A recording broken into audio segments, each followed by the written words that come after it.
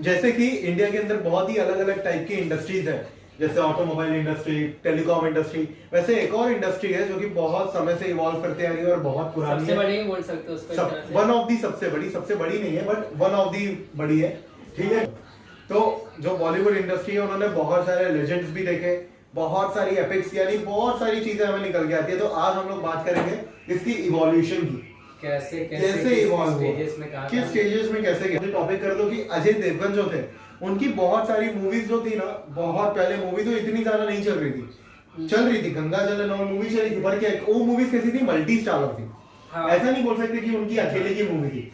सिंघम उनकी एक अकेले की फर्स्ट मूवी थी जिसने 100 करोड़ प्लस की अर्निंग की, 157 crore globally to be precise Singham ने। और ये चीज, इस चीज का हम एक अंदाजा लगा सकते हैं कि ये जादू कैसे हुआ। बहुत सारे लोगों को लगा ये मिरेकल एंड ऑल है, बट इसके पीछे कुछ स्टैटिस्टिक्स एंड डेटा हमें निकल के आता है। जिस समय पे सिंघम मूवी रिलीज हुई थी 2011 में, उस समय पे इंडिया में बहुत सारे स्कैम हुए थे। 2G स्कैम, कोल स्कैम, कॉमनवेल्थ गेम स्कैम, जहां पे क्या हुआ, कॉमनवेल्थ गेम स्कैम्स, ओके, जहां पे क्या हो गया था कि बहुत ज्यादा करप्शन एंड ऑल देश के अंदर फैल गया था। लोगों के अंदर गुस्सा था करप्ट लोगों को लेके, आसपास में नहीं, करप्ट लोगों को लेके। और सिंघम मूवी ने क्या किया, हमारे सिंघम जी ने क्या उन्होंने एक ऐसे करप्ट भ्रष्ट नेता को पनिश किया मूवी के अंदर, पूरा फायदा उठाया उस सिचुएशन का और उससे रिलेटेड मूवी बनाई। उससे रिलेटेड एक मूवी बनी। और इस चीज को इंटेंशनली बोले या ना बोले, पर एक उनका जो क्या बोलते हैं, पूरा हो गया उसका। हाँ, फायदा पूरा हो गया। ओल्ड मूवी लगता है ना कि पुलिस वालों के नेता को घसीट के मार रहा है।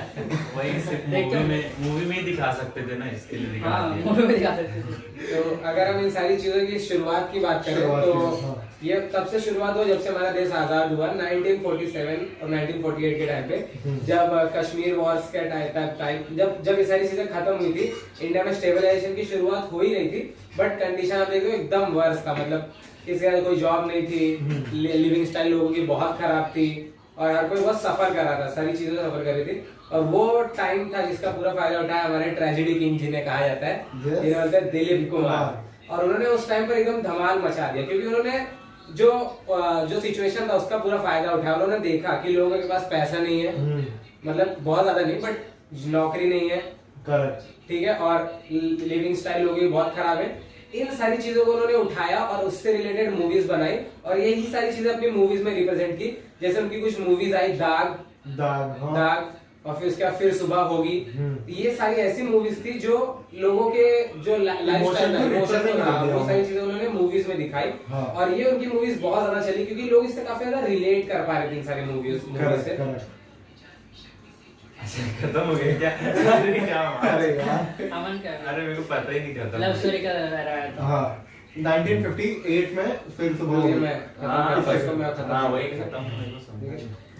तो क्योंकि लोग जो थे इन मूवी से काफी ज्यादा रिलेट कर पा रहे थे और जैसे लोगों को कुछ मिलता नहीं था, बहुत सारे लोग चोरी करते थे अपने घर, तो उन्होंने मूवी बनाई थी श्री 420। हाँ ठीक है, फिर लोगों को जब कुछ ऐसा लग रहा था कि एक उम्मीद की किरण मिल सकती है, कुछ होप हो, तो उन्होंने मूवी बनाई फिर सुबह होगी। हाँ। और इन मूवीज में सारे सिनेरियो बदला और बहुत ज्यादा इनको मतलब फायदा हुआ।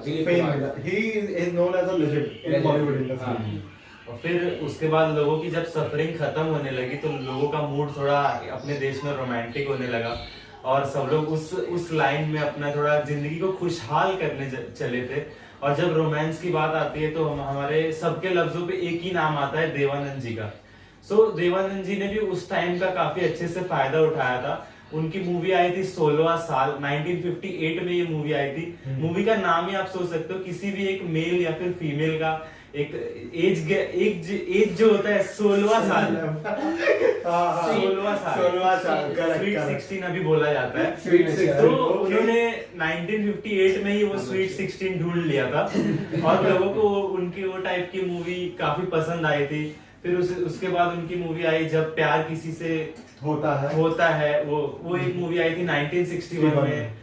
वो भी एक काफी रोमांटिक मूवी थी और लोगों को उस टाइम मूड भी वैसा था तो काफी ज्यादा चली ये सब मूवी। और वो भी हिस्ट्री बन चुकी है मूवी काफी। फिर उसके बाद क्या हुआ कि थोड़ा वापस से माहौल टेंस होने लगा, थोड़े वॉर का टाइम आ गया, चाइना के साथ थोड़े से कॉन्फ्लिक्ट होने लगे, तो इंडिया चाइना वॉर हुआ 1962 में। उसके बाद फिर एक और 2-3 साल बाद फिर से 1965 में पाकिस्तान के साथ भी वॉर हो गया। तो यहाँ पर जो कॉमन पीपल था ना, वो आर्मी को थोड़ा ज्यादा देखने, लुक अप टू करने लगा। तो वहाँ पर एक बहुत बड़ी पिक्चर निकल के आई, शहीद। हाँ। तो जो नॉर्मल पीपल, उसको दिखाओ। जो नॉर्मल पीपल है ना, वो वापस से कैसे बहुत आर्मी को लुकअप टू करने लगा कि मतलब हमारे लिए लड़ रहे हैं, बहुत एक प्राउड मोमेंट हो गया। तो उसी का फायदा उठाते हुए बॉलीवुड ने एक पिक्चर निकाली जो कि बहुत ज्यादा हिट हो गई, शहीद नाम था जिसका। वहाँ पर एक आर्मी के पूरे कैसे बैटल होते हैं, वॉर में कैसे उनकी मतलब लाइफ होती है, कैसे स्ट्रगल होता है, वो सबको बहुत अच्छे से दिखाया गया। तो वो मूवी बहुत ज्यादा हिट हो गई, बहुत ज्यादा चल गई। उसके बाद क्या है, उसके बाद मासूम इधर देखो। उसके बाद ऐसे बोलो। हाँ, उन्होंने रिक्वेस्ट किया मनोज कुमार से। और फिर आर्मी के साथ साथ जो हमारे किसान हैं, उनके तरफ भी बहुत ज्यादा उनका एक सिंपैथी टाइप ये होने लगा, और उनको एक तरह से बूस्ट भी रहा था उस टाइम पे, क्योंकि हालत बहुत खराब थी, कोई भी किसानी करना नहीं चाह रहा था कि वहाँ पर बहुत ज्यादा इन्वेस्टमेंट है। तो फिर लाल बहादुर शास्त्री उठ के और उन्होंने क्या एक रिक्वेस्ट करी, एक बहुत ही फेमस एक्टर थे उस टाइम, जो कि अक्षय कुमार से कंपेयर करे थे उस टाइम के, मनोज कुमार जिनका नाम था। उनसे बोला कि तुम इस आइडिया पे पिक्चर बनाओ जो कि ज्यादातर किसान को फेवर करे, ठीक है, ताकि लोग किसान बनने में एक प्राउड फील कर सके। और उस मूवी का एक बहुत मेन उपकार मूवी का नाम था। उपकार मूवी का नाम है, और उसका एक बहुत फेमस कोएट या फिर सॉन्ग कह सकते हो, जो कि है मेरे देश की धरती सोना उगले उगले हीरे मोती। अभी तक भी काफी चलता है वो। तो और ये कैसा गाना था कि हर 26 जनवरी 15 अगस्त का मैंडेटरी है, ये बचता ही है, मैंडेटरी है। तो आप सोच लेते क्या लेजेंड थी वो उस समय की मूवी। लेकिन धीरे धीरे हमेशा के साथ समय एक चीज है जो हर चीज को हील कर देता है, और समय जरूर बदलता है, ये सबसे बड़ी बात है समय की। फिर आते हैं हमारे सबसे बड़े चॉकलेट बॉय, सबसे बड़े हीरो हॉलीवुड के, सॉरी सबसे बड़े हीरो बॉलीवुड के, जिनका नाम था राजेश खन्ना। ये ऐसे थे जिन्होंने आफ्टर वॉर जो होता है, जब जनता हील करने की खुद को कोशिश करती है, वो हर जगह जाएगी, वो ना मूवीज भी देखेगी, वो ना एंटरटेनमेंट भी करेगी, दोस्तों के साथ भी रहेगी, सब कुछ वो करेंगे। तो इसी के साथ उन्होंने वही इमोशन जो था उसको परफेक्टली रिप्रेजेंट किया, और उन्होंने लगातार 17 बैक टू बैक हिट्स दी। सोच लो क्या 17 back to back hits, I mean it's a big thing यार। और राजेश खन्ना इतनी ज्यादा पॉपुलर हो गए थे उस समय पे कि वो हर एक माँ का बेटा था, हर एक बहन का भाई बन चुका था, और हर एक जो लड़का जो आशिक है उसका एक आइडियल आशिक बन गया था कि इस आशिक को होना कैसे चाहिए। गर्ल्स का भी क्रश बन चुका था। हाँ, और जो उनको ब्लड से लेटर लिखा था, मतलब अभी आप जो बीटीएस के लिए जो समझते हो, वो उस समय के बाप of BTS is Rajesh Khanna.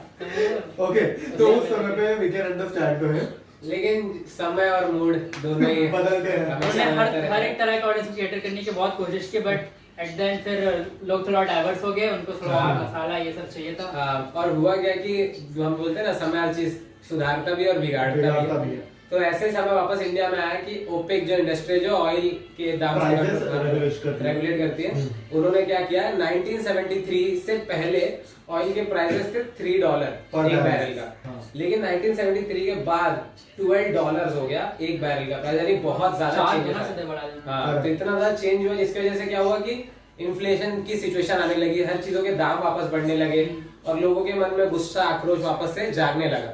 जो लोग थे वापस से उनके मन में काफी ज्यादा मतलब जो चीजें थी वापस से थोड़ी डगमगाने लगी। और ये वो समय था जब हमारी सदी के सबसे बड़े महानायक ने कदम रखा, और वो डायलॉग वो टाइम का कि ये पुलिस स्टेशन है तुम्हारे बाप का घर नहीं, इस डायलॉग के साथ उनकी सबसे बड़ी हिट जो आई थी उस समय की, वो निकल कर आई जंजीर। और इस मूवी ने पूरी तरीके से कमाल करके रख दिया। और अमिताभ बच्चन का ये जो समय था, ये उस समय उन्होंने काफी अच्छे से केटर किया। बस जैसे हम बोलते हैं कि समय ज्यादा देर तक किसी के साथ रुकता नहीं और चलता नहीं, और गुस्सा भी ज्यादा लोगों के मन में ज्यादा टाइम तक रहता नहीं। तो जब तक वो गुस्सा था तब तक अमिताभ बच्चन की कुछ मूवीज उस पर्टिकुलर पीरियड में काफी अच्छी चली, लेकिन आगे जाकर अमिताभ बच्चन का भी टाइम थोड़ा थोड़ा डाउन होने लगा, उन्हें भी थोड़ी जो हिट्स थी उनकी फ्लॉप में तब्दील होने लगी। एक्चुअल में जो $3 पर से जो $12 पर बैरल पे गया ना, तो लोगों के अंदर गुस्सा क्यों आ गया था हमें कि लोगों के पास पैसे हैं पर साला महंगाई इतनी है कि खरीद नहीं सकते। मतलब आप सोचो ना 1973 के पहले वो 5 रुपए में बहुत कुछ खरीद लेंगे, लेकिन ये है उसके बाद 5 रुपए में उनकी चीजें ही नहीं आ रही है।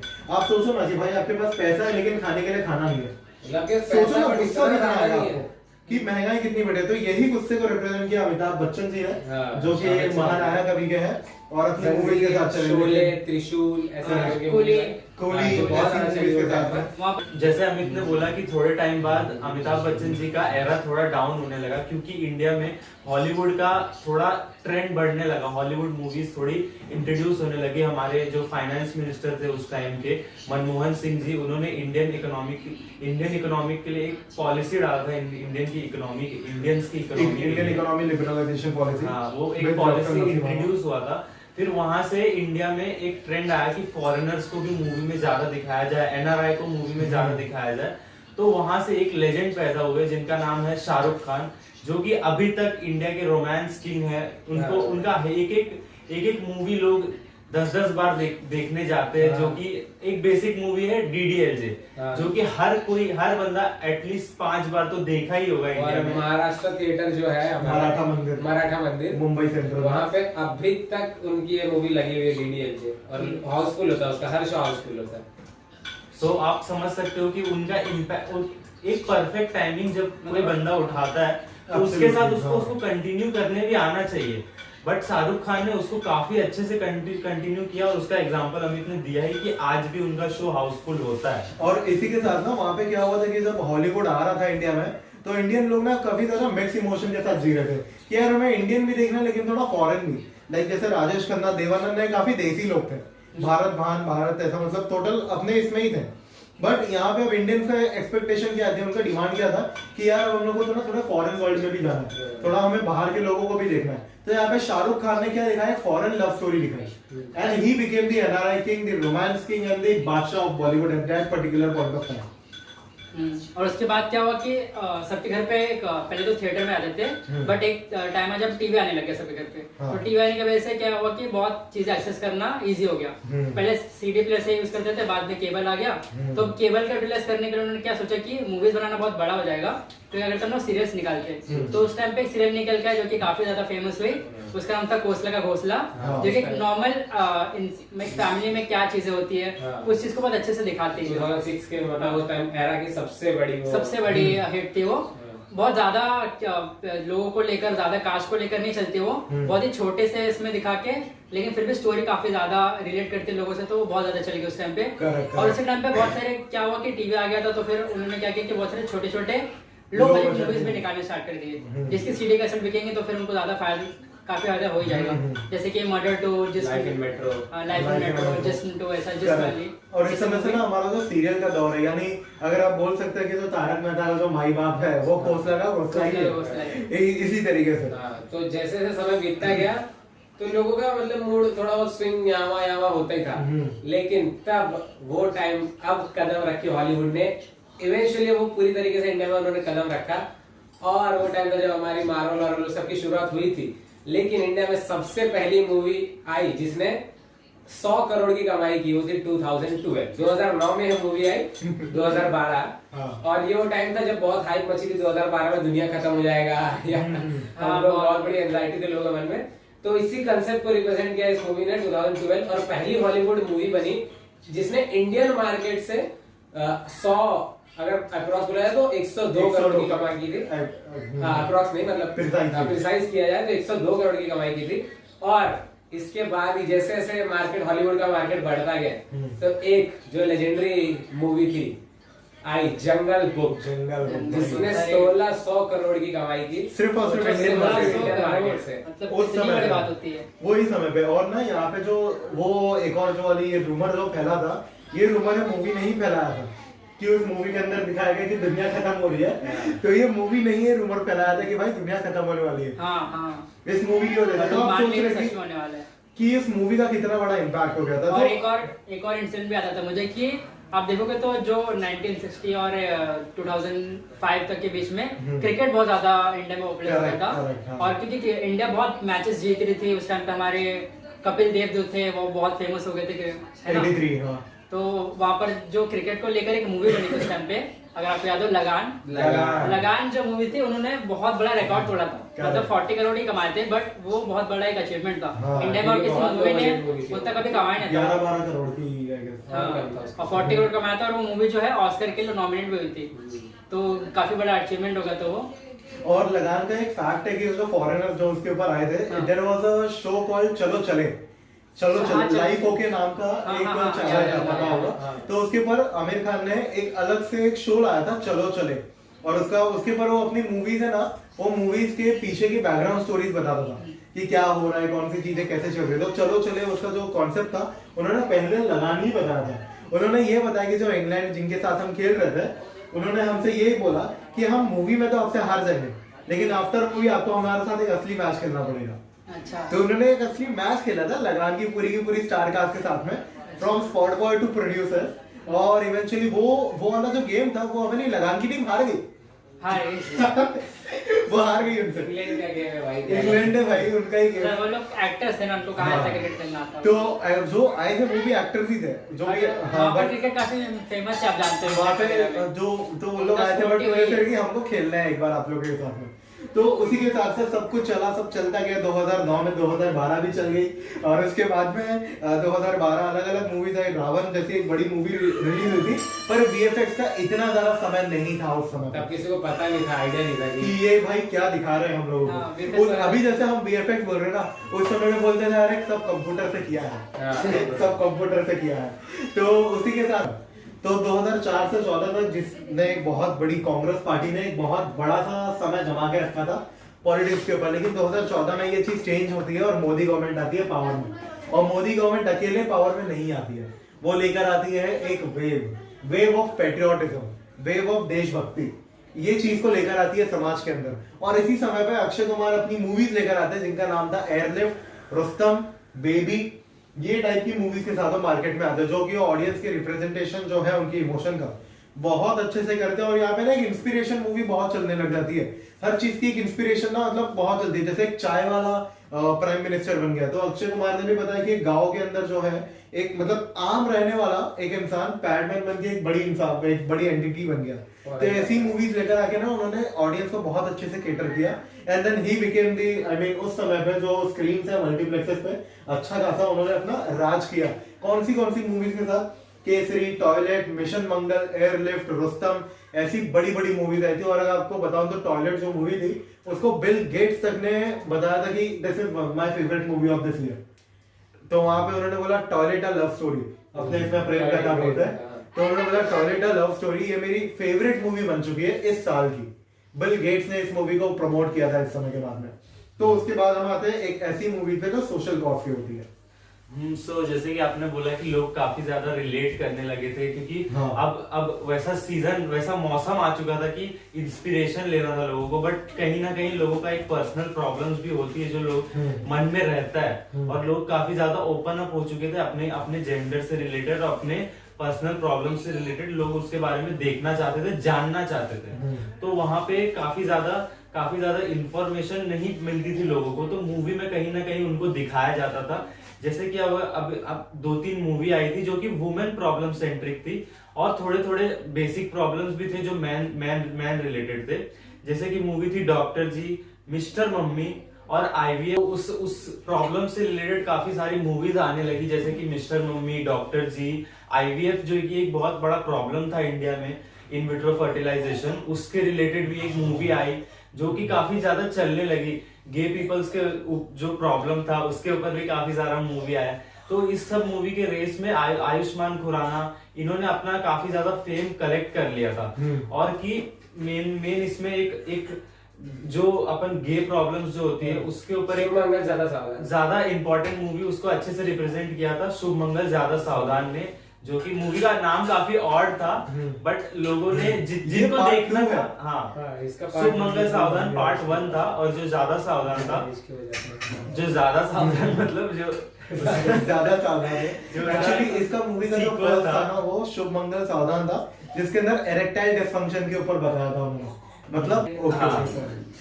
तो आयुष्मान खुराना ने इसमें काफी ज्यादा अपना फेम गेन कर लिया था। फिर उसके बाद आई थी ड्रीम गर्ल में ऐसा दिखाया था कि जो लोनली पीपल होते हैं वो कॉल सेंटर में कॉल करते हैं और लड़की लोग से बातें करते हैं। अब किसी को ये प्रॉब्लम नहीं लगेगी, बट एक प्रॉब्लम थी जो लोग अकेले होते हैं, जो अकेले काम करते हैं दिन भर, फिर घर पे आते हैं।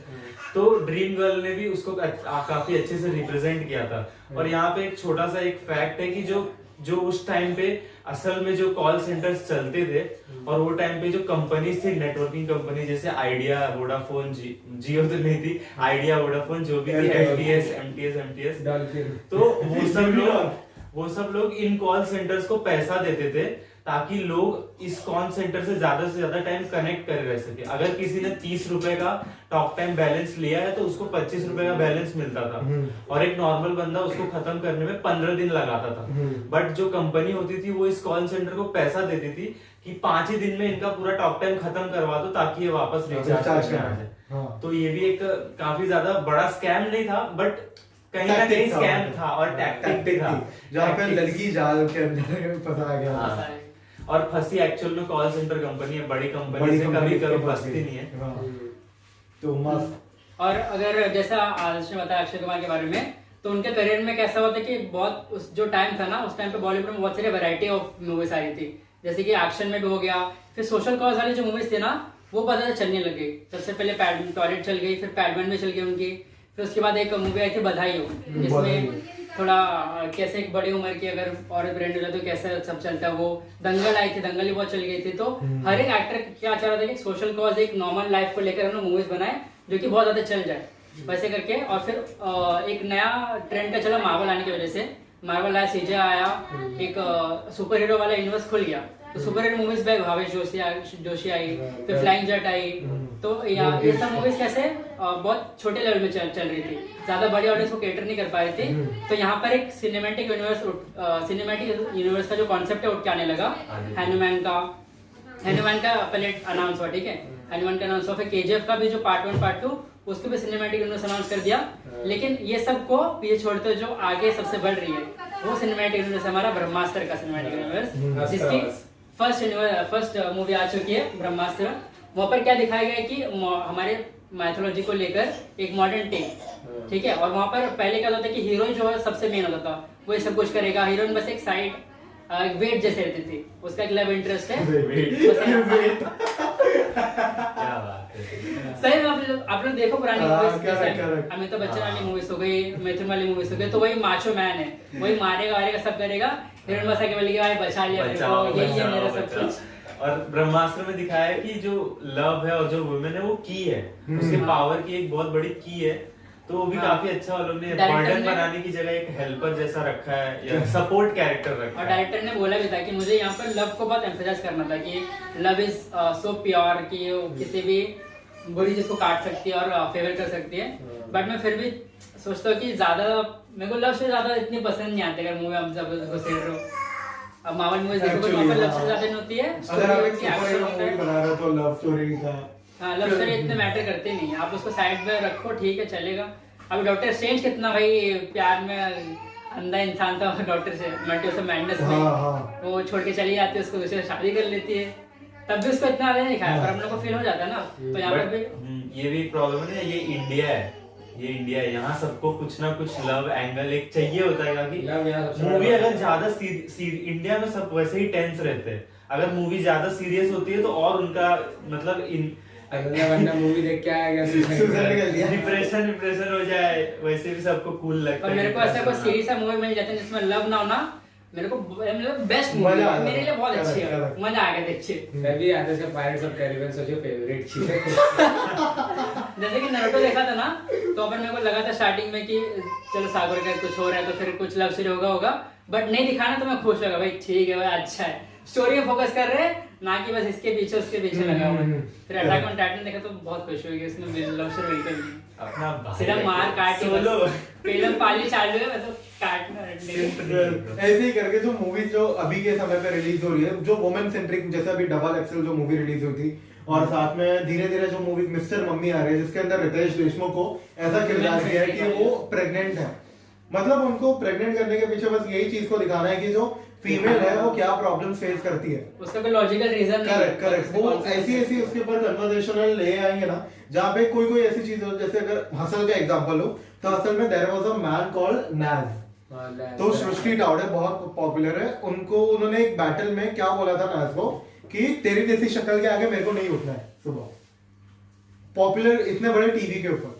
मतलब वो उससे बात हो रही थी कि आप किसके साथ रहना चाहोगे, तो बोलिए मेरे को इसके जैसी शक्ल के सामने रोज सुबह उठना नहीं है। sarcasm में बोला होगा। sarcasm में उसने sarcastically बोला, but sarcasm also has some limits. जहाँ पे अगर if you are talking about their face तो वो बंदा कितना भी मजाक में ले वो थोड़ा insecure हो जाता है। तो यहाँ पे एक मेल को बोला तो कुछ नहीं, बट एक फीमेल को कुछ अगर बोले then it's a problem.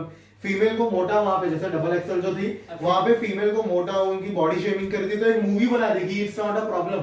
वहीं पे वही फीमेल उसी प्रॉब्लम को रिप्रेजेंट करते हुए ट्रेलर के अंदर एक पार्ट बोलती है जहाँ पे हमें कुछ अगर XYZ चीजों से प्रॉब्लम होती है ऊपर नीचे बड़ा छोटे से तो हम कहाँ जाए।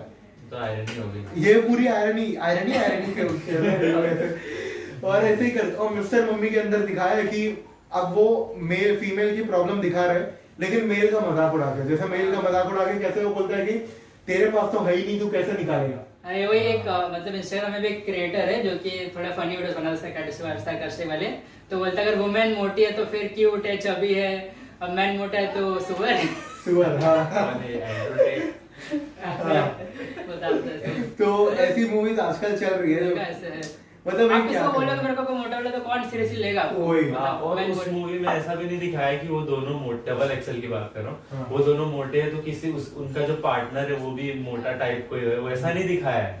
उनका पार्टनर एक हैंडसम मतलब अब पार्टनर जैसा नहीं दिखाया, कंपेनियन जैसा दिखाया है। हाँ, उनका जो ड्रीम है वो सब में भी उनको फिट ही लोग मिल रहे हैं। ड्रीम में भी फिट ही लोग आ रहे हैं बट खुद फिट नहीं होना है। यही आयरनी है। यही पता है क्या, एक there was a channel called public reaction team जहाँ पे वो ना जनता के पास जाती थी, हमें तो पूछ रहे हैं लड़कियों से कि आपको कैसा आदमी चाहिए, एक्टर में कौन पसंद है। तो वहाँ पे ना उस समय पे बहुत चलता था, देखे ना प्रैंक्स एंड ऑल जब चलते थे उस समय पे 14, 15, 16 के टाइम पे, तो लड़कियां बोलती थी John Abraham type, Salman Khan type, तो ये उस समय पे चलता रहा। लेकिन अब भी उनको गालियां मिलती है, तुम्हें जॉन अब्राहम चाहिए, तुम्हें अगर विक्की कौशल चाहिए तो तुम भी कैटरीना बन के दिखाओ। खुद की। फिर एक लड़के ने उनको बोला था कि तुम्हारी शक्ल भारती जैसी है, तुम्हारी शक्ल भारती जैसी है, तुम्हें टॉम क्रूज जैसा बनना चाहिए। दो जन की बेइज्जती हो गई, वो लड़की की भी और भारती की भी। तो ऐसे लाइक अब ये कैसा ही चलता है, लाइक दे एक्सपेक्ट कि जो वन टाइप है यानी वन साइड है वो टॉलरेट रहे, उनको समझना चाहिए। लेकिन यही जब वन साइड दूसरे साइड पे जाता है they feel how you can do this bro. ये मूवी बनी तो है किसी ऑडियंस को कैटर करने के लिए, बट एट द एंड मुझे नहीं लगता कि इतना ज्यादा भी हिट करेगा ऑडियंस को, क्योंकि ये मौसम ये ना टाइमलेस, ये ना टाइम वाला सीन है। जैसे पीके के बारे में बताऊं मैं, तो पीके जब रिलीज हुई थी सबने उसको एंटरटेन किया था, ठीक है। उस समय पे क्या हुआ था, सबने बोला नाउ इट्स फाइन, गुड है। लेकिन अभी जैसे ही वो सारे म्यूजियम एस्पेक्ट जब आ गए तो पीके का पता कैसा हो गया ना, तो यही जब मतलब धीरे धीरे जब ये बढ़ गया तो लोगों ने उस पे किया। वैसे जैसे ये जो टाइप की मूवीज जब बढ़ जाएगी ना तो सामने फिर एक मेल ऑडियंस का एक मेल प्रोटैगनिस्ट ग्रुप आएगा और प्रोटेस्ट करेगा कि ऐसी मूवीज बनी थी। ये सब मूवी लोग ओटीटी पे चलाने के लिए काफी ज्यादा एम्फसाइज करते हैं, क्योंकि लोग थिएटर में जाके देखेंगे तो थोड़ा सा अजीब लगता है कि मैं मोटा हूँ इसके लिए जाके देख रहा हूँ, मैं मोटी हूँ इसके लिए जाके देख रही हूँ। ओटीटी में घर पे बैठा आराम से देखा। और अगर ये सब प्रॉब्लम्स इंडिया में आगे जाके बढ़ती है तो ये लोग बोल सकते हैं कि हम लोग ने ये सब शुरू किया है।